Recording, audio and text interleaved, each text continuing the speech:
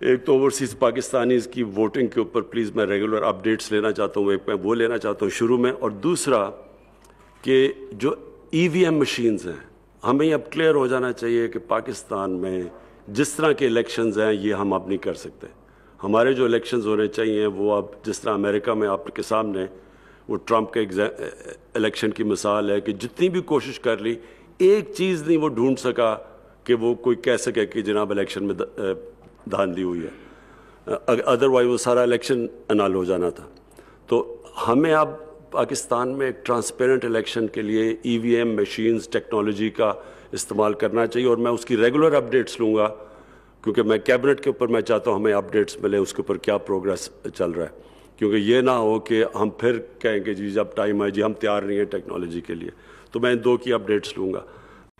ایک تو overseas Pakistanis کی ووٹنگ کے اوپر پلیز میں ریگولر اپڈیٹس لینا چاہتا ہوں، ایک میں وہ لینا چاہتا ہوں شروع میں، اور دوسرا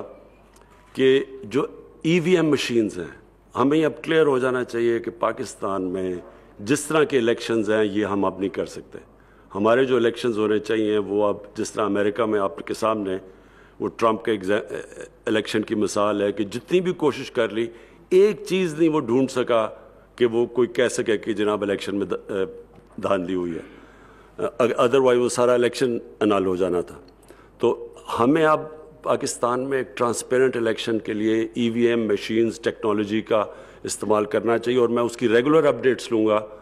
کیونکہ میں کیبنٹ کے اوپر میں چاہتا ہوں ہمیں اپڈیٹس ملیں اس کے اوپر کیا پروگریس چل رہا ہے، کیونکہ یہ نہ ہو کہ ہم پھر کہیں کہ جی جب ٹائم آئے جی ہم تیار نہیں ہیں ٹیکنالوجی کے لیے. تو میں ان دو کی اپڈیٹس لوں گا.